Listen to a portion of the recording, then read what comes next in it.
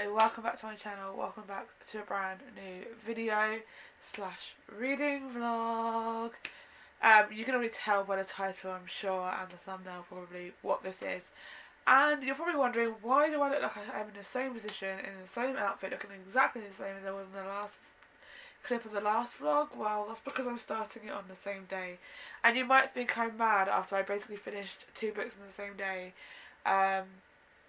To start another book tonight, but what 2 things? I've read these books before. Secondly, I'm not going to read it all one night. It is just I'm starting it because I want to and I need to. So before we get into this, my name is Amelia. I upload weekly vlogs, well, more like some vlogs, reading vlogs, book videos, lifestyle content, and mainly at the moment it's all book stuff. So if you don't like that, I'm very sorry, but that's what I just am inspired to do at the moment. I will probably bring a vlog back soon. I'm hoping to vlog next weekend because it's going to be an exciting one. So yeah, anyway, if you do enjoy it, please give it a thumbs up, please comment down below, please subscribe, please follow my social medias, they're linked down below. Excuse me. Without further ado, let's get on with the video because I'm excited.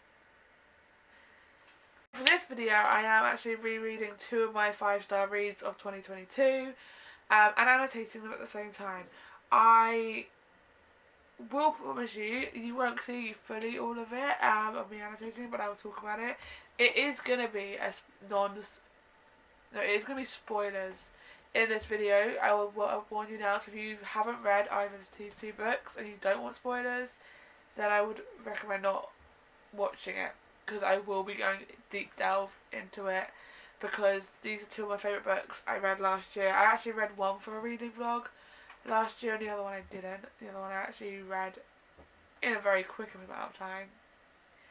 But I really wanted to annotate both of them because they're 2 of my favourite books I've ever read, and I still think about them every day to this day, so I have to. So we are starting off strong because the TV series is about to start. I was going to start with Reminders of Him, but I realised the TV show this is going to air on Friday. So not when you see this video, but when it's, because I probably wasn't finished by that point. However, the Friday coming up for me is when Daisy Jones and the Six is aired on Prime, and that is what I am going to be annotating. I actually have a different copy which I read last year, but the reason I don't want to annotate is, one, I spilled a slushie on it when I went to see how it is, and also I just don't like the cover that much. I like this cover, so I bought a new one and I'm going to annotate it, and I'm excited to give it a go. I've already read it. I'm excited to reread it, and I'm kind of glad I left it it's been a good, I don't know how long since I last read it, and I'm very excited just to reread it and go through that pain, ready for the TV show. And then I'm doing, so this is by Taylor Jenkins Reid, obviously. It's two big book tubers favourites when I first started reading books last year, was these 2 authors what everyone spoke about, and they were the first 2 big authors I actually read from and I fell in love with. And then the next one is Reminders of Him by Colleen Hoover. I was going to do Ugly Love or It Ends With Us, but I just feel like this book, I don't see enough about it, and it's actually my favourite one. I just love it. So I'm going to do Daisy Jones and the Six first, because the show's coming out, and then I'm going to do Reminders of Him and go through the heart-wrenching pain of Kenna's story. So if you're here for the spoilers and you want to hear my thoughts on everything, feel free to follow on. I'm not about to start Daisy Jones and the Six. I've done a key kind of a content page with the colour tabs I'm using. I do this in all my books now, because then I know I only use specific ones for moods. I don't put random ones in just wherever I feel like it now, because I'm trying to be I don't know what's the word is, organised with my tabbing, I guess. And then I put a key because I underline and highlight things now, and so the blue's going to be for sad, pink's going to be for happy and cute stuff, green's going to be for angsty, and gut-wrenching, and purple's going to be for gut-wrenching, everything that really rips my heart out. I know because I know there's parts of that in the book, it does it. And I know sad is going to be used a lot, and angst is going to be used a lot, so I'm excited. I can't wait to read into this. I remember how I thought when I first read it, and I'm just even more excited to read it now. The groupie Daisy Jones. Obviously I'm not going to just sit there and read the whole book with you, but it starts with groupie Daisy Jones, and it's 1965 to 1972. So I'm gonna read and annotate and watch some Johnny English. I'm probably not gonna read for long tonight just because, like I said, I have read a lot today and I am kind of a bit like tired and I have work tomorrow. So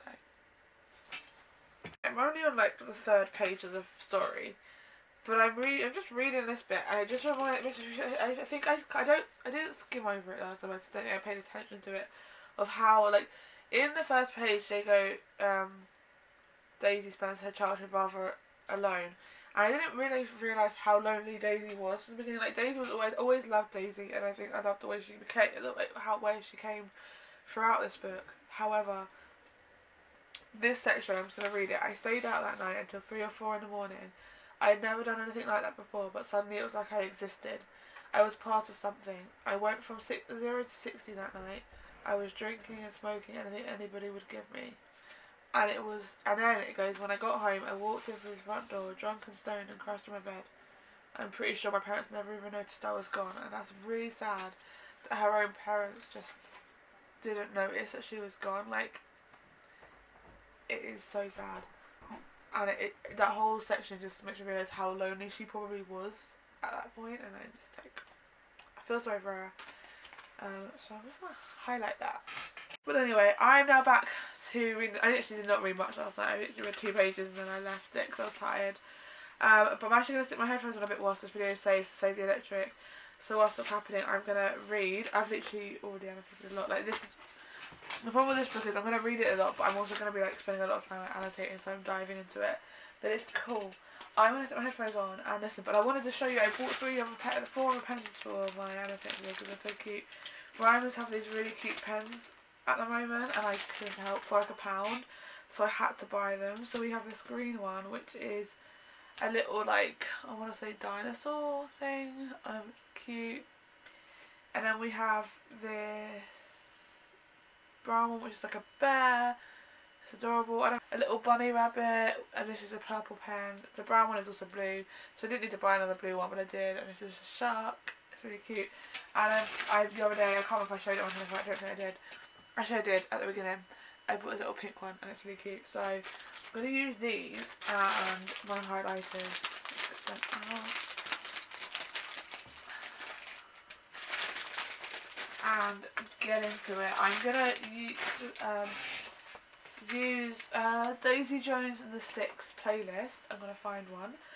I literally love that the picture of the playlist is from the TV show. I'm so excited. I'm so excited for this TV show. I'm going to put this on, listen, do some annotating.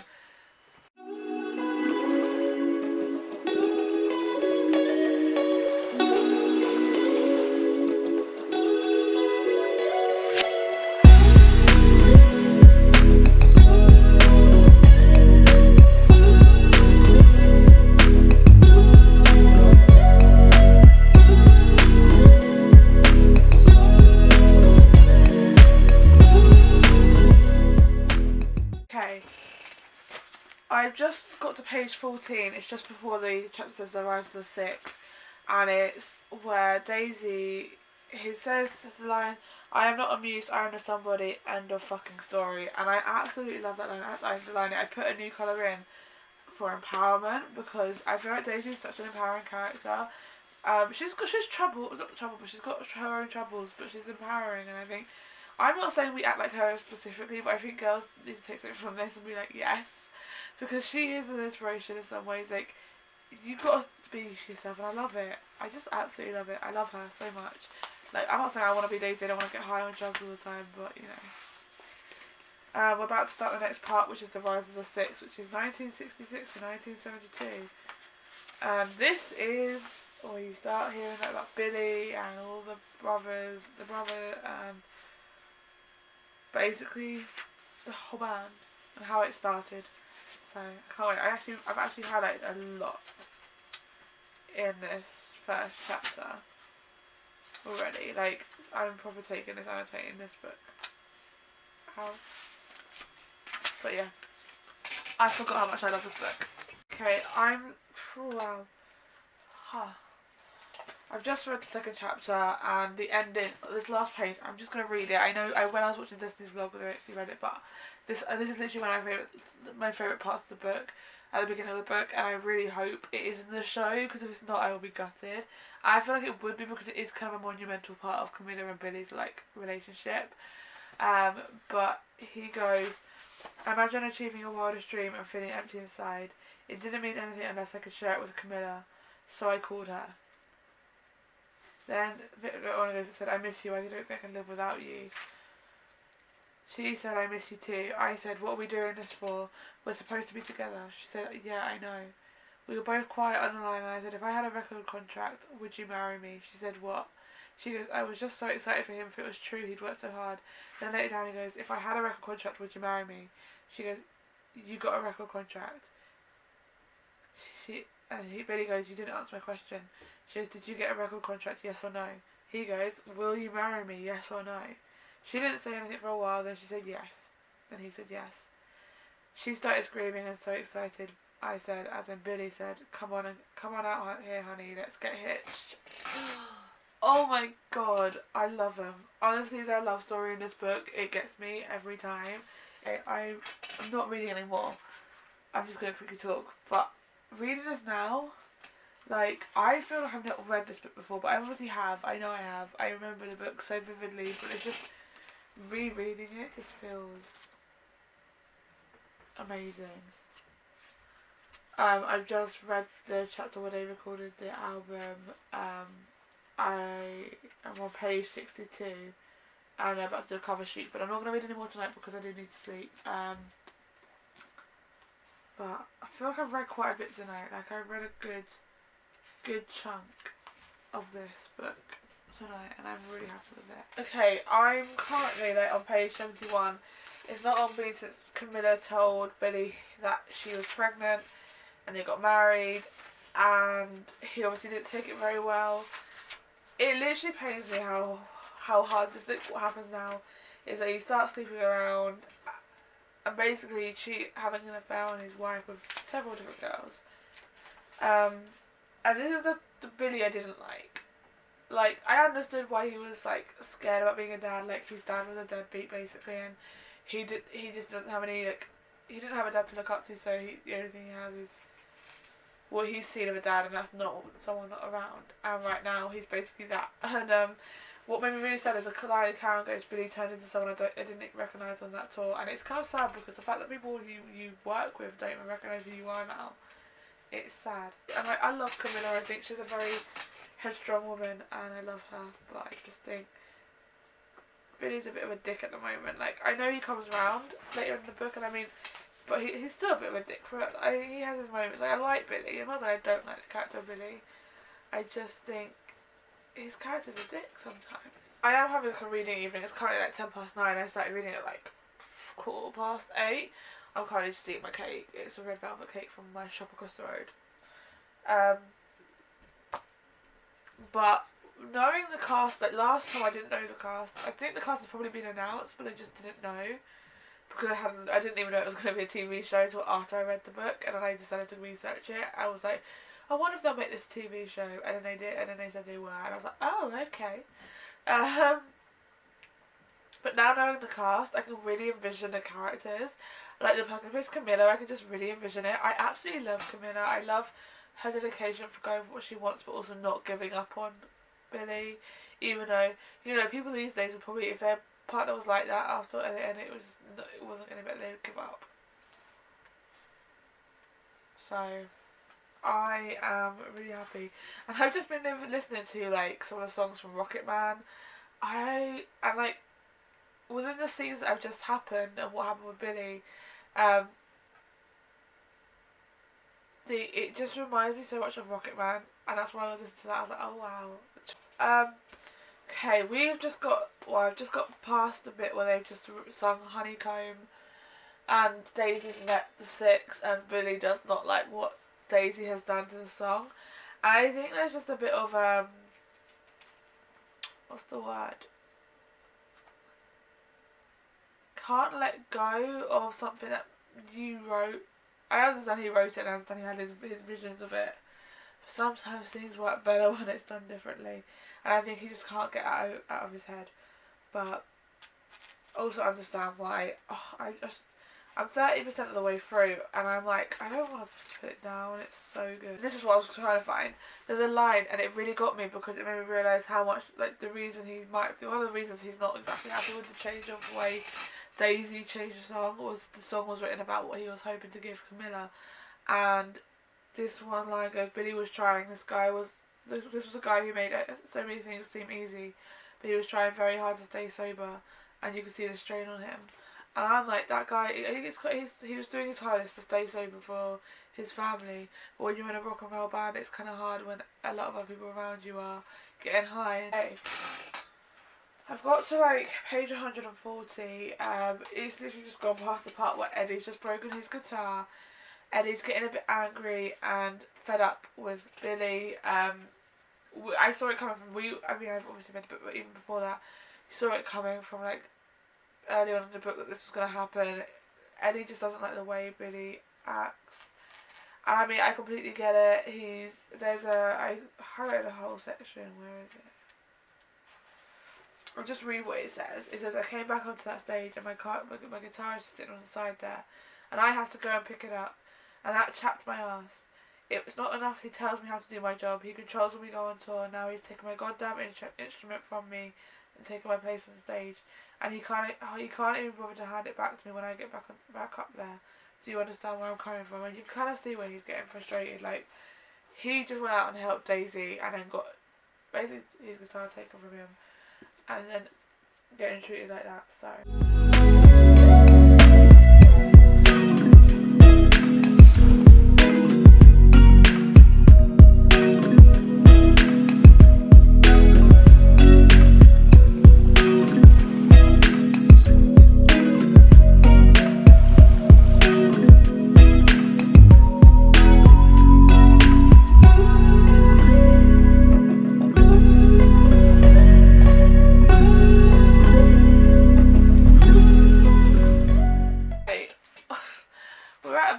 Daisy's just broken into her childhood room and got arrested, and there's a little bit where Rod says, I was going to read it, sees a cut on her finger, on her hand, on her pinky, and he goes, what happened here? And she looked at it like it was the first time she'd seen it. She said, I have no idea. She started talking about something else, and then out of nowhere, about 10 minutes later, she goes, oh, I bet it's when I smashed the window to break into my parents' house. Rod said to her, Daisy, are you okay? She goes, yeah, why? And I shouldn't laugh at it. It's not really funny if you think about it, because, you know, drug addicts have no idea what's going on. They know what's going on, but they're not really clued up. But it makes me laugh so much. I don't know. Maybe it's just because I absolutely love Daisy, even though she the way she was written. I understand that she was written to have this this feeling over her, the power over her, and everyone liked her, but I absolutely love Daisy, and I understand that. We're getting close to halfway through the book. I'm gonna try and read for as long as possible tonight. It's currently 8 o'clock, so I've got until at least 11 till I'll probably read, so hopefully I'll get a good amount of the way through. Okay, I'm like on page 206, and like it's just a bit where Daisy has been is basically, she kind of forgot to go to the studio because she's high on a lot of stuff, and she's like, there's kind of like a party going on at her house. And one thing that Billy says, it just makes me sad, is it hurts to care about someone more than they care about themselves. I can tell that story from both sides, and it is sad. And then you've got Simone going, I felt lost, sad, depressed, sick. I felt really hopeless, but also like I didn't have the luxury of giving up. Like I was going to have to fight for her against her until I lost, because there was no winning. I didn't see how I could win the war. And it just made me really sad. Kind of went quiet after whatever last clip I spoke about, but I've actually finished Daisy Jones and the Six, and I've annotated it, I've highlighted it, I've done everything to it. Look how many tabs there is. I'm obsessed with this book. It's still a 5-star read from me. There's no way this is not a 5-star read. And I've already seen a clip of when Billy meets Camilla, and it's kind of annoyed me that it's so different. Like, in the book they meet at a wedding, and in the series they meet in a laundry room. Like, come on. But I'm still excited, and I'm sure it's going to be good. So I cannot wait to watch it on Friday. But 5-star read still. this is such a good book, and I forgot how much I loved it. So yeah, you'll join me next, probably at the weekend, when I start reading Reminders of Him by Colleen Hoover. I don't know if I'm going to start it tomorrow because I'm going to be home tomorrow to do it, but this is the next one I'm doing for this video. But yeah, I really shouldn't be talking. I'm also probably really close to this. Let me move back a little bit. But I just needed to. I've realised I said I loved it still, but there was some bits I wanted to talk about. Or it's the one bit, it's like the ending when they've just done the concert in Chicago and Camilla and the girls are there, and Billy goes to the bar in the hotel after the show because they've had like, what's the word, like the atmosphere with Daisy on stage, like everything like that. You can tell they're in love with each other, but obviously Camilla's there, but also like they've not long lost Teddy, so it's really hard for like him to deal with it because Teddy was like a father figure to him. So yeah, it's really hard. So Billy goes to the bar, has a sip of tequila, and then tries his hardest not to because he is still like, I think I'm obviously not an addict myself, and I've not been in that situation myself, but from what I can think is that no matter how much you want to say that you've got control and you're okay with it, you're not. It's hard. It's a hard situation to be in, like going through being, especially when you're in a band and around people who are doing drugs and getting and drinking, and you're like, I've got to be good. I loved it. It was horrible having to watch him go through it, or read him go through it, but it's also interesting and a good start. But I literally love how Camilla, even though Daisy technically is in love with her husband, Camilla is still such a sweetheart to Daisy. And she goes, Daisy, I don't know you very well, but I know you have a great heart and you're a good person. I know my daughter wants to grow up and be you one day. So I don't want you to get hurt. I want good things for you. I want you to be happy. I really mean that. You probably don't think I don't, but I do. And then when you find out they're basically splitting up, Daisy, because you find out the person who is writing this interview and this book is actually Camilla and Billy's daughter Julia. She's writing a story to get to know the band and find out stuff about her dad's childhood, and not childhood, but like his life in the band and his life with her mum. And it's a really great story. And at the end of this bit, Daisy goes, because your mother saved me from myself, and she goes, I may not have known your mother very well, but I promise you I loved her very much, and I found it very sweet to hear. And it's amazing. And in this book they're meant to be like 40 years after what happened, so they're quite like old, if they want to put it that way. However, I am aware that in the TV show they've made like it's 20 years after the band ended. Oh wait, I can't remember. But anyway, I love this book and everything about it. So yeah, I'm gonna now go to bed because it is nearly midnight and I've got work tomorrow. I'm actually gonna put the Kingdom Curse book in my bag ready for tomorrow because I'm gonna read at work and I'm at the hairdresser's. So yeah, bye bye. Okay, it's now the next day from me finishing Daisy Jones and the Six, and it's time to start Reminders of Him. I'm so excited. I haven't read this since the last time I read it. I actually listened, I think, to probably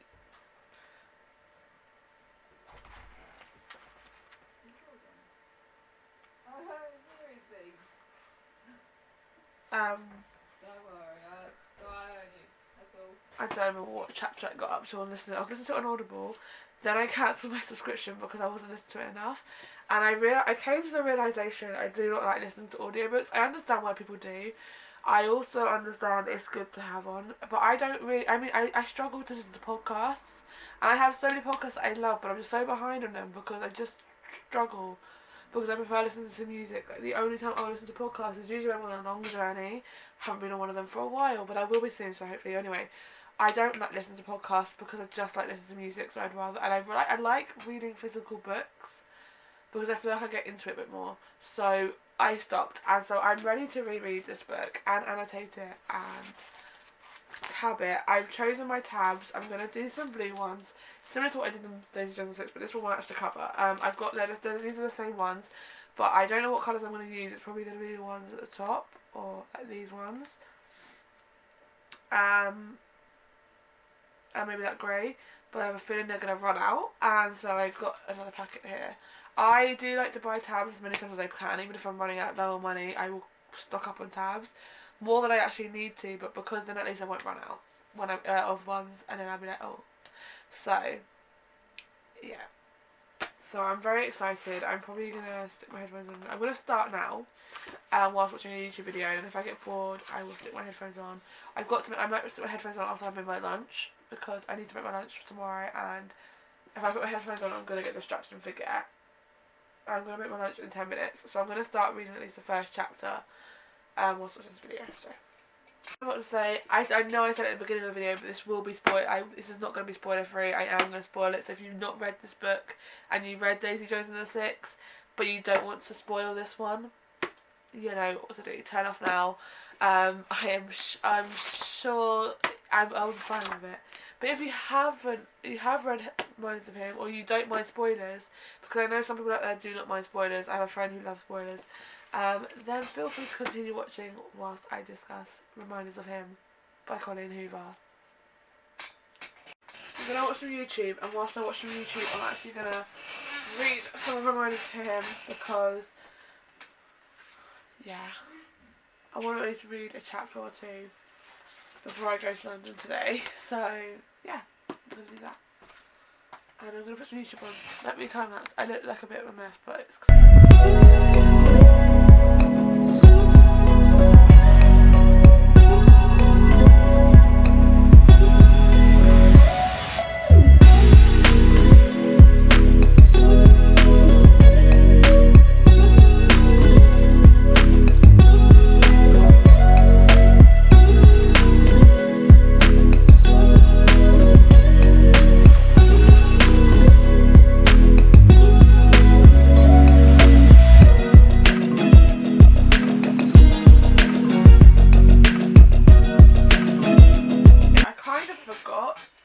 letters to Scotty in the book, and I never said it was a bad thing. I actually really enjoyed reading those letters to Scotty. I just completely forgot that she wrote the ones in the current time and stuff.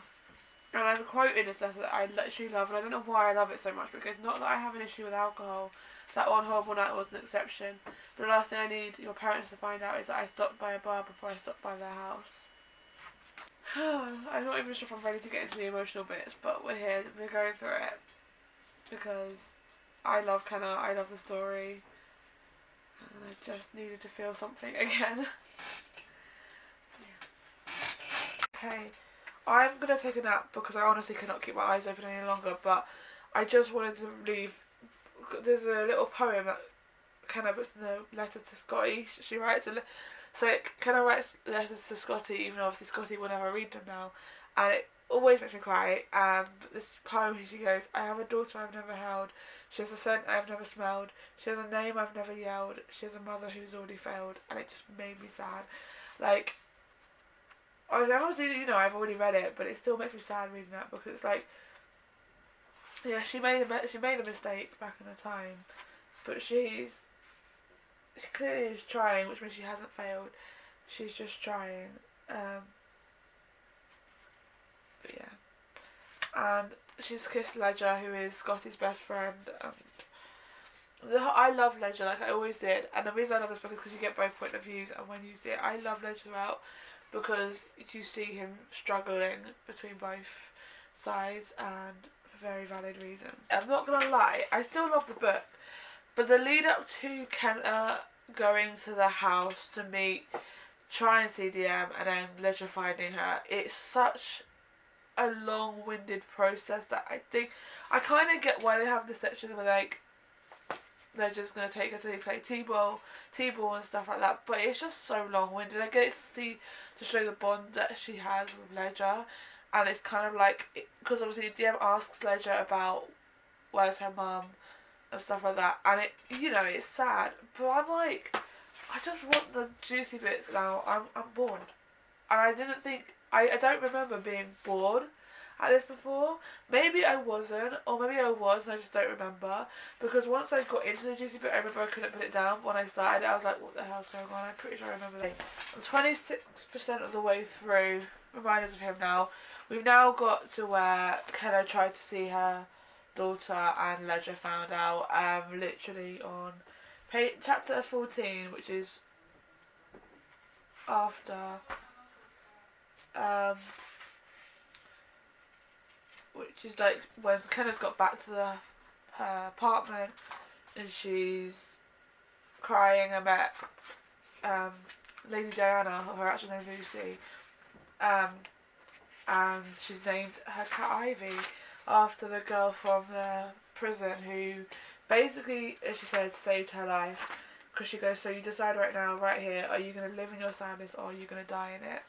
And I think it's a very motivational quote for Kenna, I think. I mean, it's not a motivational quote if you're not in that situation, but I think for Kenna it was a motivational quote that helped her, like pushed her to survive.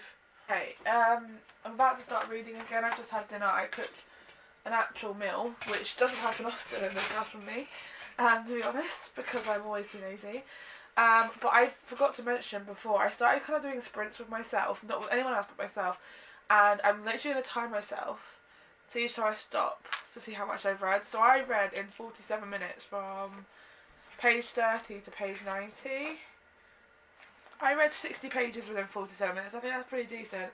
It's depending on what book it is, my speed could be lower or I don't know my reader's speed, and it depends what mood I'm in. And I think because I was hungry, and my phone is a big distraction if no one noticed.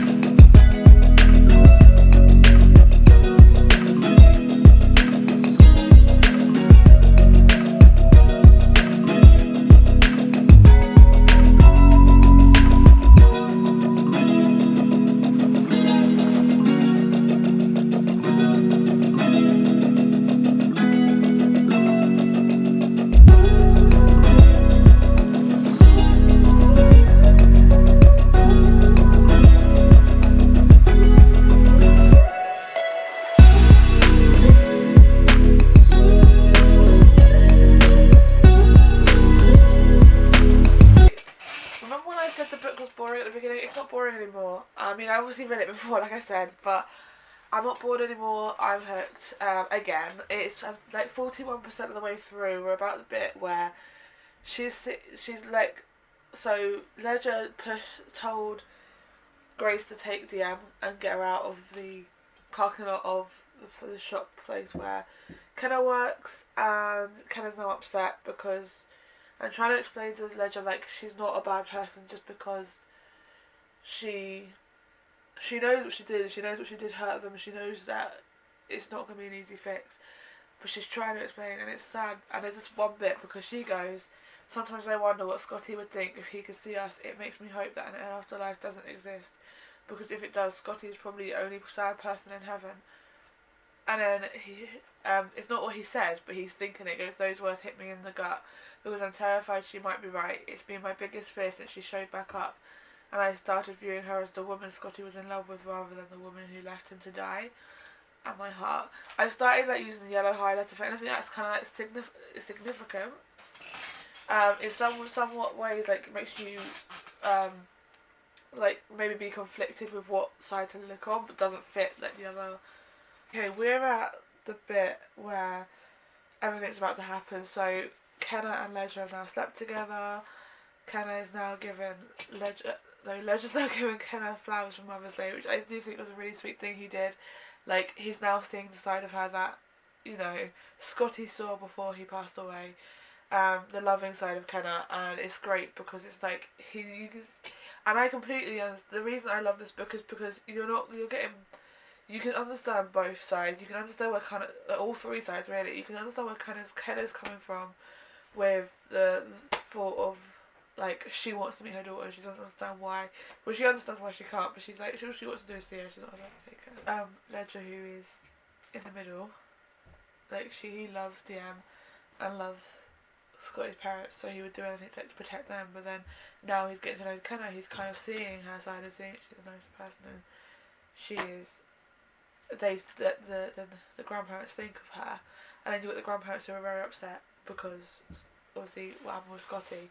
So this book doesn't really give you can't really say that you choose one person's side because there is no right side for it, and that's why I love the book.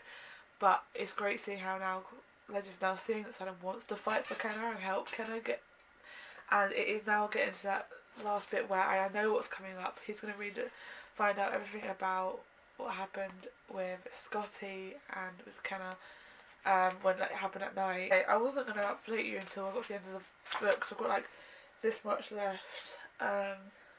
But this one quote that Ledger says to Kenna as he's like leaving, so like Grace and like Patrick found out and of him with Kenna, and it's all a lot. But he comes back after Kenna says she's leaving and goes, "I'm going to be the best person I can be for your daughter. I promise I'm going to give her the best life. And when she asks about her mother, I'm going to tell her what a wonderful person you are. I'll make sure she grows up knowing how much you love her." My heart can't take this. I absolutely love him. Okay, I absolutely love Ledger. He is one of my favourite book boyfriends ever. It's just so sad. I've read so much today, I'm not gonna lie. Hey, I said I was going to finish it today. Where's my phone? I actually just realised. I said I was going to finish the book today, and I did. Technically it's tomorrow, but it's now 12:30 in the morning, and I really shouldn't be talking right now. I haven't even done the thumbnail for this video, I don't think, but that's a tomorrow problem. However, I am going to end the vlog here, because I'll forget in the morning to end the vlog, the reading vlog here. But I just finished Reminders of Him, and the ending still gets me.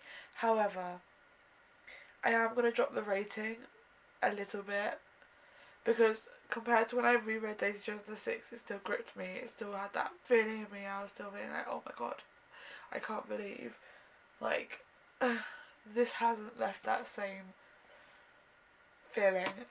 And it kind of makes me sad, but it doesn't, because when I read it the first time, it gave me that, I loved it. 5-star rating for sure. I read it for a second time, and it's still high up there with a high ranking, because it's like a 4.5 star now, which I think is still a good ranking for this book. It's just not my 5-star read anymore, not this year. However, I really did enjoy annotating this and going through it,